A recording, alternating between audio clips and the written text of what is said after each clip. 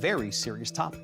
Yeah, Jack, today we're going to talk about child seats. And, you know, they've come a really long way from a time when I was a child and I didn't use anything to a period when they were more about just keeping the child staying put and really protecting them to the advanced safety features that they are today with all this energy-absorbing ability to really protect kids in a motor vehicle crash. Engineers here have been testing car seats for decades to ensure babies and children are better protected. In fact, Consumer Reports was a critical advocate of the dynamic safety tests that all child seats have to meet to be able to be sold in the United States. How do parents choose the right child seat for their individual child? Yeah, so each child has a progression of seats from the time they're born, you know, in an infant carrier probably, to as big as a booster seat. So they'll go through a series of seats, rear-facing, forward-facing, but you also as a parent need to be aware of how big your child is, height, weight, because all of those seats have height and weight limits that go along with them as well. What are you looking for when it comes to testing child seats? So we're really looking at three key aspects: how easy they are to use, how easy they are to install, and ultimately how much crash protection they provide. So Jack, I'm going to show you some of our actual simulated crash footage from our tests. Take a look.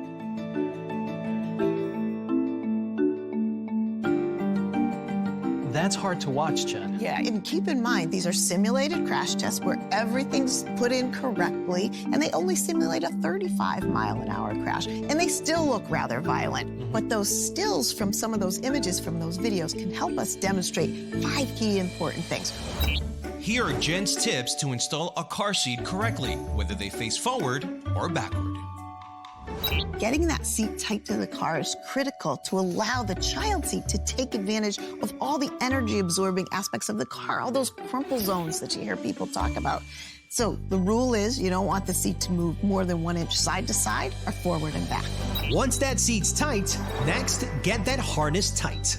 Now we're talking about the child to the child seat as tight as possible. You don't want to be able to pinch any of that harness when you're checking at the shoulder.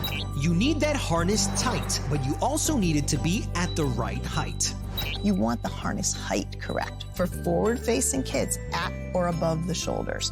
You could say, this was a tight harness. Look how much forward movement even this child has. And you want to keep it tight, but you don't want to put downward pressure on their shoulders and neck. For a rear-facing child, you want that harness to be at or below their shoulders. Even in our simulated crash where everything's tight, the tendency is for the child to want to ride up out of the shell. You want to keep them down in the seat, limiting the exposure of their head. And Jen's 4th tip applies to forward-facing car seats.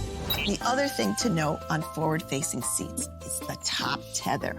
This is the piece that kind of goes from the back of the child restraint over the seat back. It can go to the ceiling. It can go down in the cargo area. That top tether limits the forward motion of the seat itself and consequently the child. Make sure whether you install it with latch or the vehicle seat belt, make sure that top tether is connected. Finally, Jen's last tip applies to car seats that face backward. And for rear-facing seats, recline angle is also important.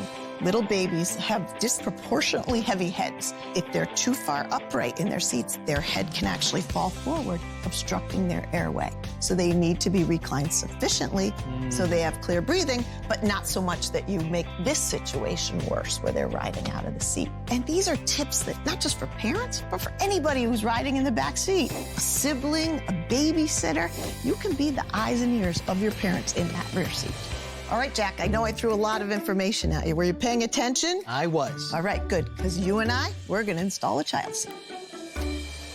Okay, Jack, so before you start, 2 things you absolutely want to read, and that's the owner's manual to the vehicle and the owner's manual to the child seat. This is what they call a rear-facing only or infancy. Separate base with a carrier, fits newborns well, offers the convenience of the carrier for carrying tiny babies. So what you're actually installing is the base. Give it a shot. Okay. So from everything I've learned from you, try and lock these in tightly. Right, and what you're using, those little bars that you're clicking to, is called the latch system. The latch system. You can use latch or the vehicle seatbelt. You're using the latch system. Put some weight into this. Right, there you go. That's your seat tight.